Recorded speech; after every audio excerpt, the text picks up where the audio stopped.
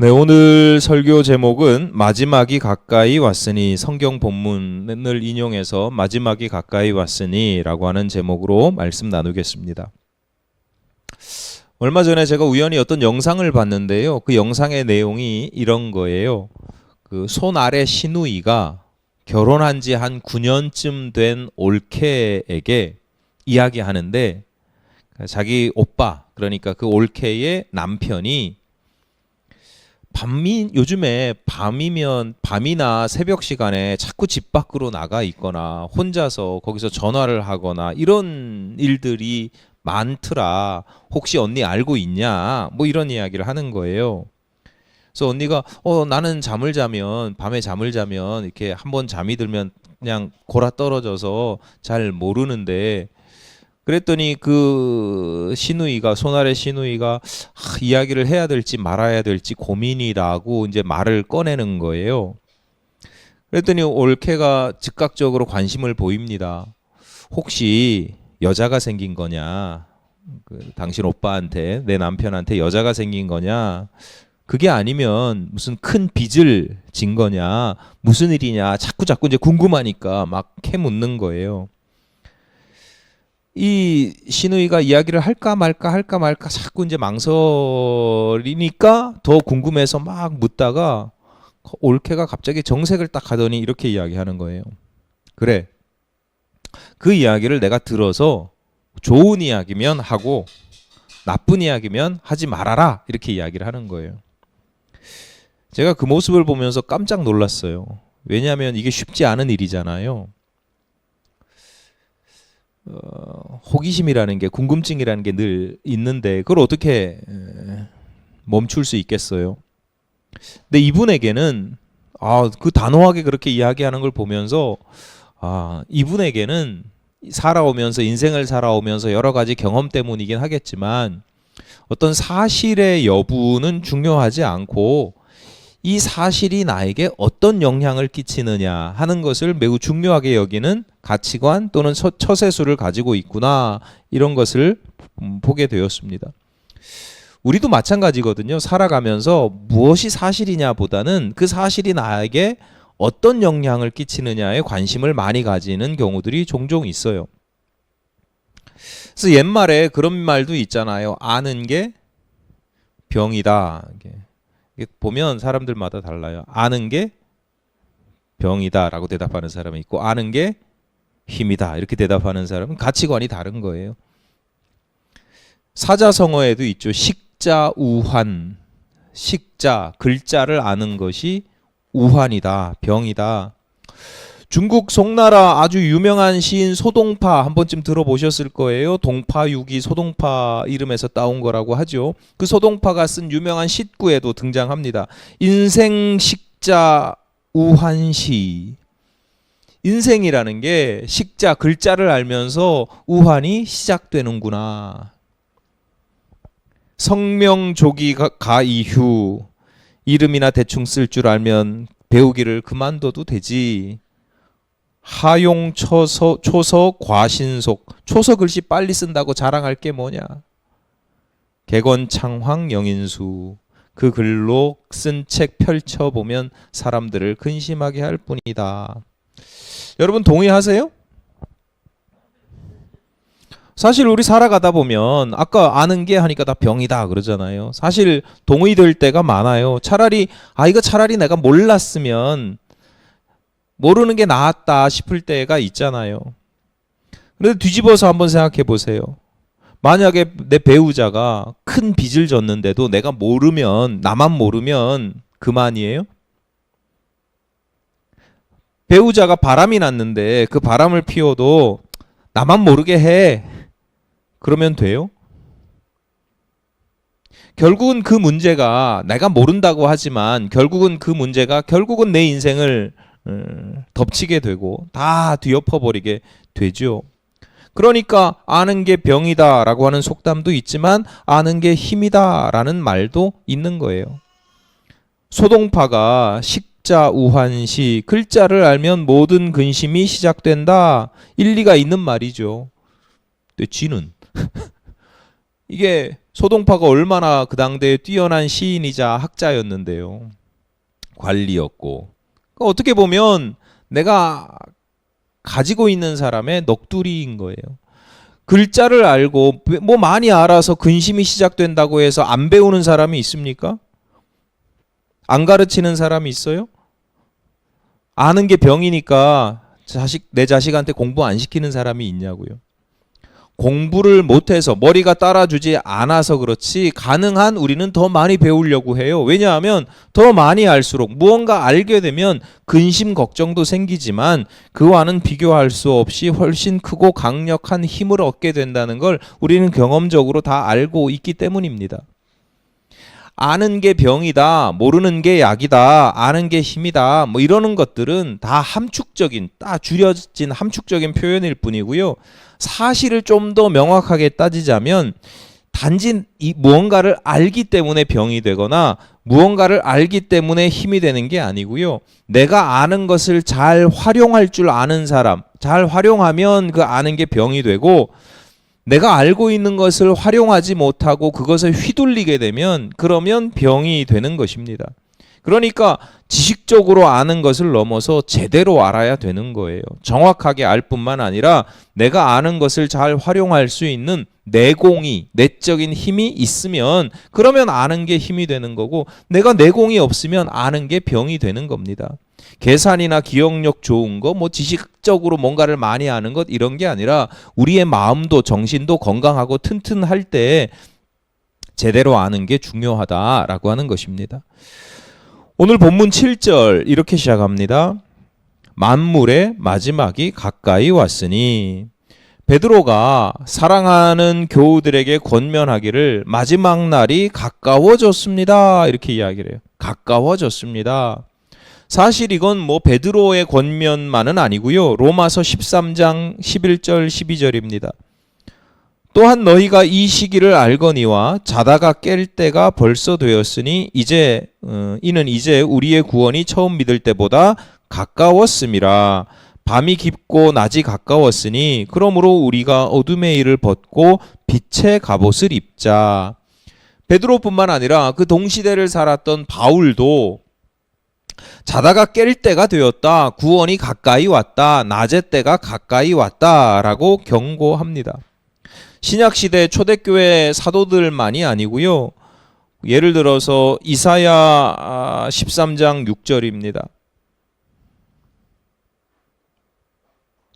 너희는 애곡할지어다 여호와의 날이, 구약시대의 여호와의 날이라고 하는 건 심판의 때를 의미해요.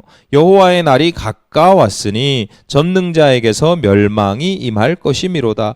이사야입니다. 이사야, 선지자 이사야가 여호와의 날이 가까이 왔다라고 경고합니다. 에스겔 7장 7절입니다. 이 땅 주민아, 정한 재앙이 네게 임하도다. 때가 이르렀고 날이 가까웠으니 요란한 날이요 산에서 즐거이 부르는 날이 아니로다. 에스겔도 마찬가지입니다. 재앙의 날, 심판의 때가 가까이 왔다. 기독교인이라면 반드시 알아야 되는 구절이 하나 있습니다. 마태복음 4장 17절입니다. 함께 읽겠습니다. 시작. 이때부터 예수께서 비로소 전파하여 이르시되 회개하라, 천국이 가까이 왔느니라 하시더라. 예수께서도 천국, 그러니까 하나님의 나라가 가까이 왔다라고 선포하십니다. 사도들, 구약시대 많은 예언자들, 선지자들, 예수, 왜 그날이 가까이 왔다, 여러 가지 표현들이 있잖아요. 그런데 가까이 왔다라고 선포를 하십니까? 사람들은 모르거든요. 분명히 가까이 왔는데, 가까이 와 있는데도 사람들이 잘 모르기 때문이에요. 감각이 떨어져서 인지하지 못할 수도 있고, 심지어 때로는 일부러 귀를 닫고 눈을 감고 있기도 합니다. 왜? 아는 게 병이니까. 안 보이면 편하거든요. 안 보이면 속이 편해요. 근데 보면 볼수록 자꾸 속이 뒤집어지는 거예요. 저도 요즘에 일부러 뉴스 같은 거 이렇게 보다가 일부러 그만 봐야지 할 때가 있어요. 보면 볼수록, 생각하면 생각할수록 스트레스를 자꾸 받으니까 한국 전쟁 당시에 인천 상륙 작전을 기점으로 이제 전쟁의 그 반전이 일어나잖아요. 서울을 수복하고 다시 북한으로 다 밀고 올라가서 북한 전역을 거의 다 점령을 해 가다가 이제 중국과 북한의 국경 압록강 두만강 그 거의 다 달았는데 거기서 다시 후퇴하는 일이 생깁니다. 무슨 작전상 후퇴도 아니고요. 우리가 그 역사 한국 전쟁 역사를 보면 뭐 거기서 화살표가 이렇게 쭉 올라갔다가 다시 이렇게 화살표가 내려오는 모습을 보면 아, 이때 화살표 방향이 바뀌었구나. 뭐 이 정도가 아니고요. 거기 사람들이 있잖아요. 그 추울 때 전쟁을 막 추위와 배고픈 가운데서도 생명을 걸었던 사람들이 있잖아요. 그 사람들 연합군과 우리나라 국군들이 다시 밀려 내려올 때 대패를 하고요. 좀 과격하게 말하자면 몰살을 당합니다. 다 거의 점령을 했다가 다시 대패하면서 몰살을 당하면서 군데군데 계속 죽어가면서 후퇴할 수밖에 없었던 결정적인 이유가 뭐예요? 올라갔다가 다시 밀려 내려온 결정적인 이유가 뭐예요? 예, 중국 공산당 중공군이 참전을 했기 때문에 그들은 항미 원조 전쟁이라고 합니다. 미국에 저항하고 대항하고 조선을 돕는다. 그 북조선을 돕는다. 항미 원조라고 하죠. 중공군이 참전을 했기 때문이에요. 자, 제가 어렸을 때만 해도 어떻게 배웠느냐? 중공군이 어떤 작전을 펼쳤어요? 야, 이게 참 무서운 거예요. 인해 전술. 사람이 바다처럼 많은, 지금도 그렇게 알고 계시는 분들 많지요. 예. 다시 말씀드리지만 배워서 아는 것도 중요한데 그보다 더 중요한 건 제대로 배우고 정확하게 아는 겁니다. 인해 전술이라고 하는 것은 좀 과격하게 표현하자면 전쟁에서 패배한 사람들의 자기 변명이에요. 졌는데 왜 졌냐? 떼거지로 밀려와가지고 감당이 안 됐어. 진 건데 자기 패배의 원인을 다른 곳에 돌리고 변명하는 거죠. 아무리 자존심이 상해도 그런 식으로 사실을 왜곡하면 안 돼요. 왜냐하면 교훈을 얻을 수가 없잖아요. 다음에 그런 일들이 또 일어나면 또 그런 패배의 역사를 반복할 수밖에 없잖아요. 당시 중공군의 장기가 있었어요. 중공군이 중국 공산당 군대들이 자기들 본토에서 여러 가지 싸움들, 전쟁들에 많이 참전을 하고 하면서 전투를 하면서 쌓아진 장기가 있었는데 산길을 잘 타요. 계곡을 따라서 엄청난 속도로 이동을 합니다.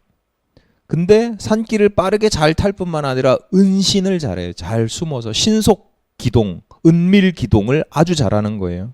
잘 숨고 흔적을 남기지 않아요. 그 당시에 중공군이 우리나라 국경을 넘어서 이제 그 전에 처음부터 참전한 게 아니었거든요. 이제 참전하겠다. 중공군들이 넘어왔다더라.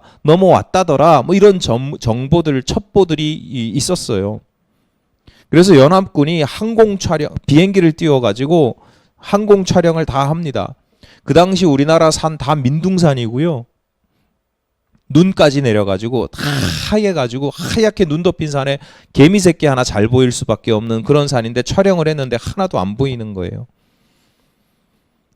당연하죠. 중공군이 바보입니까? 안 그래도 신속 은밀 기동을 잘하는데 중공군이 밤중에만 다녀요. 밤에만 다니고요. 눈밭에서는 흰 천을 다 뒤집어 쓰고 있습니다. 그러니까 결과적으로 어떻게 판단을 내리냐면 중공군이 국경을 넘어오긴 했지만 목격들이 있으니까 했긴 했지만 극소수다. 아주 소수다. 신경 쓸 게 아니다. 그러니까 지금은 최대한 빨리 국경선까지 빨리 가서 점령을 하는 게 급하다. 그렇게 가다 보니까 어느 날 갑자기 매복하고 있던 중공군이 나타나는 겁니다. 뒤에서. 앞에서도 아니고 뒤에서. 뒤로 중공군이 뒤로 돌아가는데 몰랐던 거예요. 그래서 겨우 피해서 도망가면 그 다음 계곡에 그 다음 고개를 하나 넘으면 또 매복해 있어요. 다음 또 넘어가면 또 매복해 있어요. 숫자가 장난이 아닌 거예요. 갑자기 도깨비처럼 갑자기 팍팍팍팍 나타나는 거예요. 없었는데, 안 보였는데. 그 당시 중공군의 무기가 열악했고 연합군은 무기가 아주 좋았잖아요. 무기 좋은 거 아무 소용이 없는 거예요. 포위가 되니까 말 그대로 몰살인 거예요. 엄청난 숫자의 군인들이 적들이 코앞에까지 내 바로 뒤에 와가지고 다 포위하고 있는데도, 그렇게 가까이 왔는데도 몰랐어요. 몰라서 그런 거예요. 몰라서. 인지하지를 못해서. 예수와 사도들 그리고 수많은 선지자들은 어떻게 보면 영적으로 민감한 사람들입니다. 그날이 매우 가까이 왔음을 인지합니다. 깨닫습니다. 보입니다. 그래서 주변 사람들에게 알려줍니다. 그러면 더러 관심이 있는 사람들이 주변을 돌아보거든요. 가까이 왔다고 하니까 돌아보는데 아무것도 보이지 않아요. 세상이 그냥 흘러가는 대로 잘 흘러가는 것처럼 보여요. 소수의 사람들은 그나마 보려고 하는데 안 보이는 거고, 대부분의 사람들은 관심이 없습니다. 가까이 왔습니다. 아무리 이야기해도 듣지도 않습니다. 안 봅니다. 더 심각한 사람들은 앞서 말씀드렸듯이 일부러 자기 눈을 가립니다. 아는 게 병이니까, 모르는 게 약이라고. 뭐 어떻게든 되겠지. 2000년 전에도 그랬고 100년 전에도 그랬고, 살다 보면 이런 일들 뭐 한두 번도 아니고 역사는 반복되는 거야. 어떻게든 그렇게 되겠지. 그럴 수 있습니다.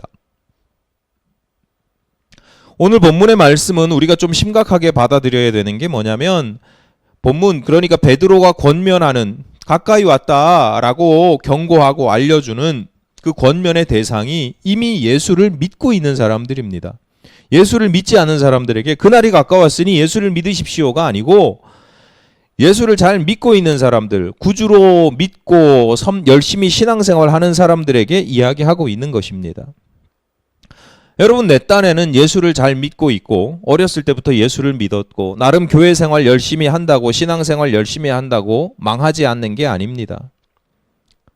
신앙생활 오래 하신 분들 중에서 심지어 성경 공부 열심히 해가지고 성경을 지식적으로도 알고 있는 분들 중에도, 기도를 많이 한다고 하시는 분들 중에도 귀를 막고 눈을 감고 계신 분들이 종종 있습니다. 시대의 흐름은 잘 파악하죠. 돈이 어디로 흘러가는지, 경제가 어떻게, 경기의 흐름이 어떤지, 옷 유행, 패션의 유행, 먹거리의 유행도 잘 압니다. 뭘 새로 나오는 음식들이 뭐가 그렇게 많은지 날마다 새로 나오는 건 먹어보기도 바쁜 시대를 우리가 살아갑니다. 나쁘진 않은데, 그런데 영적으로는 둔감합니다. 적들이 코앞에 진을 치고 사방으로 포위하고 있는데도 내 영혼이 그래서 몰살당하기 일보 직전인데도 태연자약한 경우들이 종종 있습니다. 오늘 2023년 마지막 날이고 마지막 주일입니다. 만사에 시작이 있고 시작이 있으면 끝이 있음을 다시 한번 확인하게 되는 날입니다. 세상 우주적인 종말도 있겠지만 당장은 나 자신에게도 마지막 날이 있습니다. 태어난 날이 있으니 죽을 날도 있겠죠. 생물학적으로 죽어서 끝나는 날만이 아닙니다. 우리가 언젠가 영적인 깨달음을 얻고 하늘의 신비를 깨달아서 내가 신앙을 시작한 그런 영적으로 탄생한 날이 있는가 하면 죽음의 날도 있습니다. 그렇게 보면 신앙생활을 하고 있는 분들 중에도 이미 그 영혼이 죽어있는, 또는 죽음이 임박한 영혼들도 있는 것 같습니다. 포위되어 있으니까요. 여러분은 어떤 것 같습니까? 여러분, 깨어 있어야 합니다. 영적으로 민감하시기를 바랍니다. 그게 어렵다면 늘 말씀에 귀를 기울이시기 바랍니다. 깨어 있는 사람들이 있거든요. 민감한 사람들이 있어요. 그 중에 믿을 만한 분들이 계세요. 막 호들갑 떠는 사람들 말고 그냥 막 깨어 영적으로 막 늘 막 그렇게 겁주면서 위험하다고 막 음모론을 펼치면서 이용해 먹는 사람들 말고 진짜로 믿을 만한 분들, 영적으로 민감한 분들 중에 믿고 의지할 만한 분들이 있어요. 뭐 예수, 사도, 선지자, 뭐 그런 분들이 있어요. 말씀 이런. 그러니까 내가 둔감하더라도 내가 민감하면 제일 좋겠지만 내가 민감하지 못하면 둔감하다면 그러면 그분들의 말씀에라도 귀를 기울여야 된다. 절대로 일부러 이거 보면 스트레스야. 들으면 열받아. 두려워. 겁나. 그런다고 일부러 눈을 감거나 귀를 막고 있어서는 안 된다고 하는 거예요. 오늘 본문의 베드로는 영적으로 민감했습니다. 깨어 있었습니다. 그래서 만물의 마지막이 가까이 왔다는 사실을 잘 알고 인식하고 나아가서 안타까운 마음으로 사랑하는 성도들에게, 교우들에게 권면합니다. 그래서 오늘날 성도들도 직간접적으로 잊을만 하면 한 번씩 성경의 말씀을 통해서 우리가 지금 마지막 때를 살아가고 있구나, 마지막 날이로구나 라는 것을 인식하게 됩니다. 좋은 일이죠. 그런데 한 가지 더 체크를 하셔야 됩니다. 아까 말씀드렸듯이 제대로 알아야 돼요. 마지막이 뭐냐 도대체. 마지막이라는 것, 지금이 마지막 때라는 것을 인식하는 것도 중요하지만 그 마지막을 어떻게 인식하느냐, 마지막을 무엇으로 인식하느냐가 매우 중요합니다. 오늘 본문의 마지막이라고 하는 단어의 원어가 텔로스라고 하는 단어인데요. 뭐 이런 설명 안 드려도 우리가 경험적으로 잘 아실 텐데 어근이 텔로스의 어근이 텔인데 이 텔이라는 게 회전하다 이런 뜻을 가지고 있어요. 회전하다. 그러니까 마지막이라고 번역된 이 단어의 원래 뉘앙스가 어원은 뭐냐면 뭐 종결 이게 아니라 전환이에요. 전환. 회전이니까 전환이에요. 전환. 예를 들어서 오늘이 2023년도의 마지막 날이에요. 왜 마지막 날이에요? 내일은 2024년도의 첫날이 때기 때문이에요. 그러니까 마지막이 지나면 새로운 것으로 전환되는 거예요. 마지막은 이건 끝나지만 새로운 게 오는 거예요. 본문을 보면 베드로가 마지막이 가까웠으니 어떻게 하라고 그래요? 7절 후반절에 보면 정신을 차리고 근신하여 기도하라고 합니다. 8절에서는 뜨겁게 서로 사랑하고 9절에서는 서로 대접하고 10절에서는 서로 봉사하라. 11절에서 말을 할 때는 하나님의 말씀을 하는 것처럼 하고 봉사하려면 하나님의 힘이 공급하시는 힘으로 하는 것 같이 해야 된다. 가장 중요한 것은 범사에 예수 그리스도로 말미암아 하나님이 영광을 받으시게 하는 것이다. 여러분, 만약에 오늘이 그냥 2023년도의 마지막이 아니고 여러분 인생의 마지막 날이라고 하면 무엇을 하시겠습니까? 오늘 하루를 어떻게 보내시겠어요?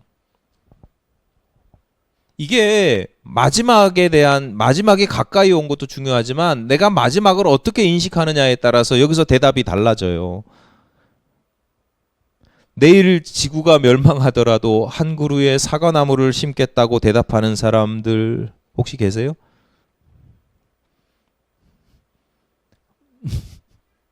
오늘이 마지막 날이에요. 여러분 인생의 오늘이 마지막 날이에요. 그럼 어떻게 사시겠습니까? 사과나무를 심겠어요. 이게 아니라 이 같은 류의 얘기가 뭐냐면 어제 살았듯이 지난 주일을 보냈듯이 나 똑같이 보낼 겁니다 라고 대답하시는 분들 계세요? 그렇게 생각하시는 분들? 내공이 약하시군요. 사실은 그렇게 사는 게 제일 좋은데 쉽지 않아요.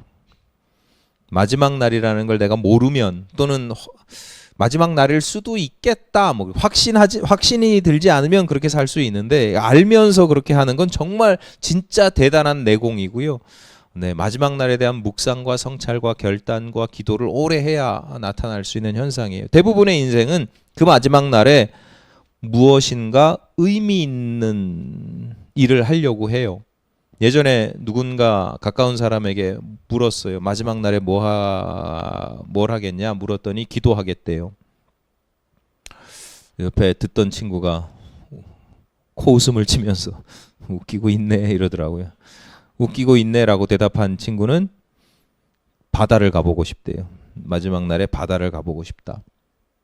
어떤 사람은 기도하겠다. 어떤 사람은 바다를 가보겠다. 뭐 정해진 답이 있는 게 아니에요. 그 사람에겐 그게 의미 있는 일이거든요. 기도하고 내 인생을 기도로 마무리하는 게 의미 있는 일이고, 바다를 가보고 싶다라고 하는 건 그 사람에게 그게 의미 있는 일인 거예요. 여러분은 그 마지막 날에 무엇을 하고 싶고 아니면 어떻게 하실 것 같습니까?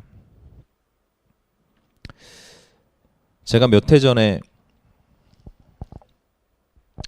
심장 시술을 받은 적이 있잖아요. 제가 심장 시술을 한 번에 안 돼가지고 2번을 받았는데, 제가 받은 심장 시술은 이게 쥐약인데요. 이게 참 제가 마취를 했으면 좋겠다 싶은데 마취를 안 해줘요.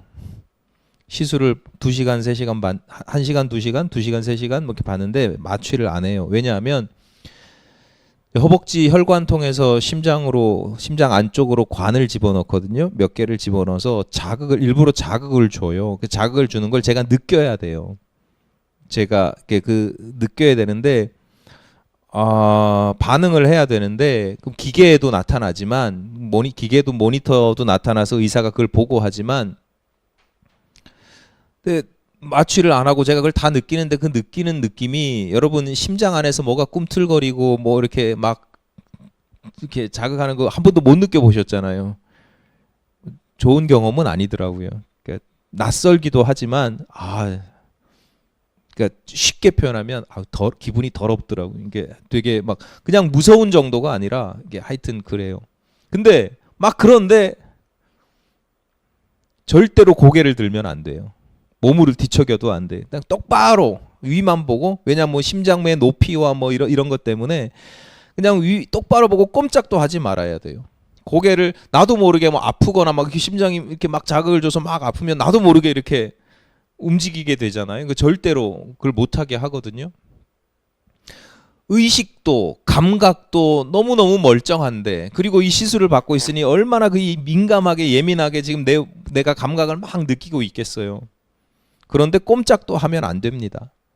그리고 그 상태에서의 기분이 막 좋은 것도 아니고, 아까 말씀드렸듯이 좀 더러워요. 그러니까 내가 이 2시간 누워있는 이 시간 동안 내가 여기에 집중하고 싶지가 않은 거예요. 딴 생각을 해야 내가 이걸 살아날 수 있겠다 싶고, 그렇지 않더라도 이게 심장을 다루는 시술이니까 이게 자칫 잘못하면 큰 문제가 생길 수 있잖아요. 경험해 보신 분들 다 아시겠지만, 수술 들어가기 전에 다 서약서 쓰잖아요.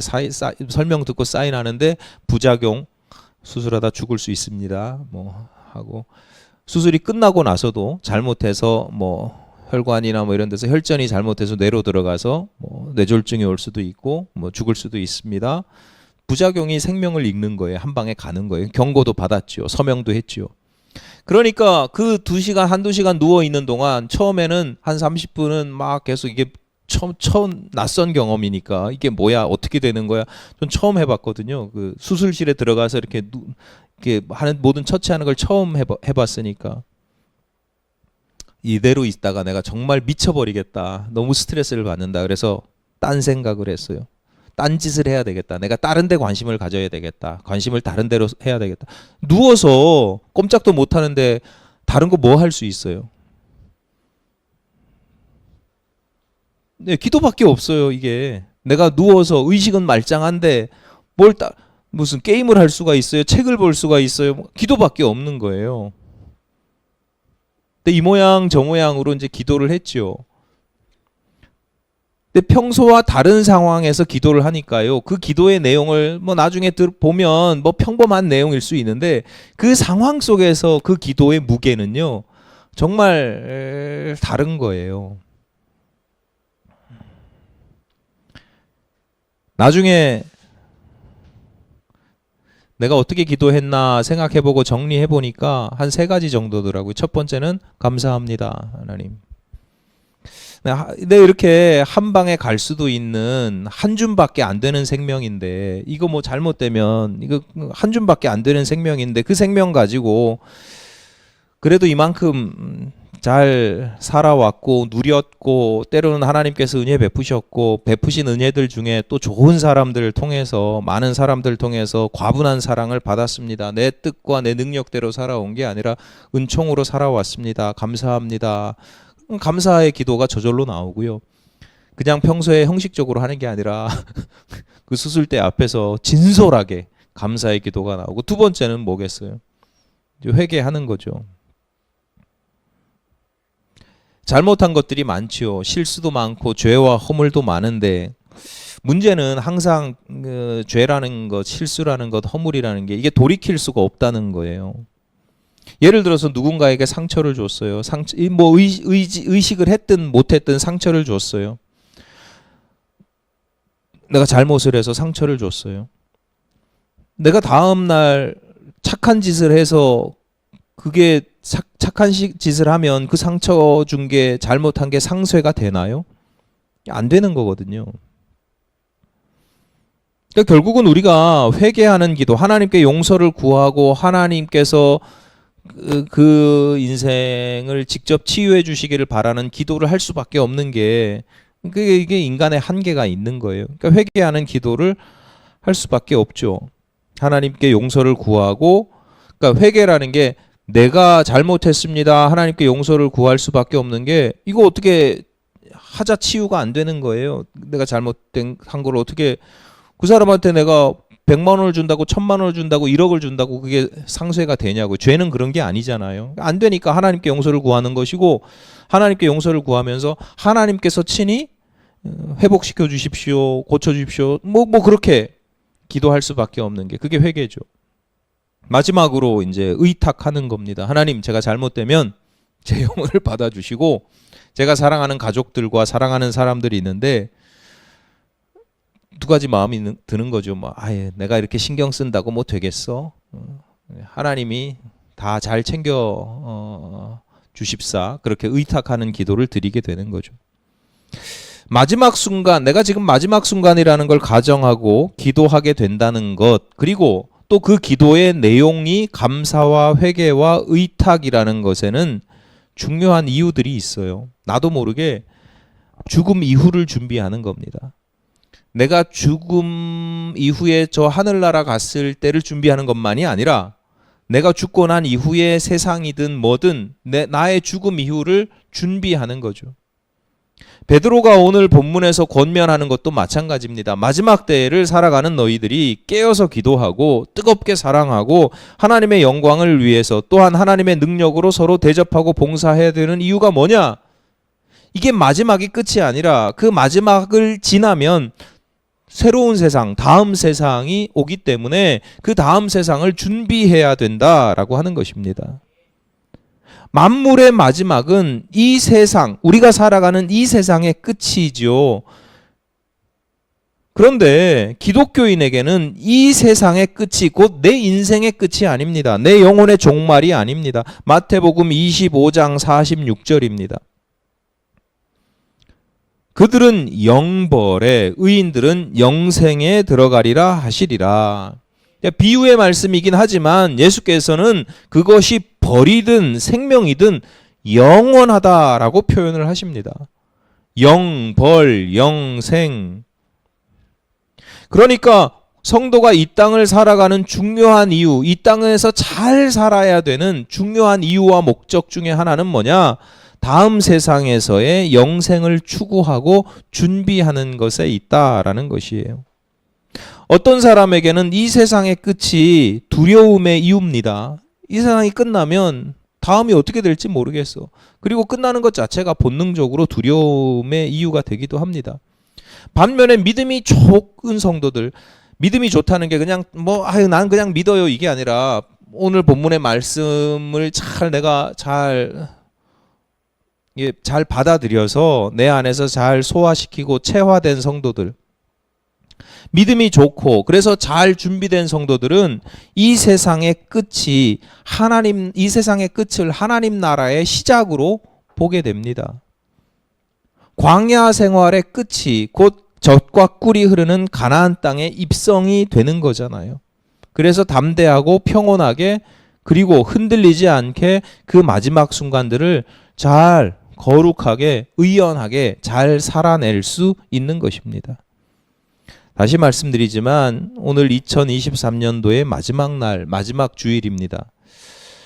2024년도는 잘 준비되셨습니까?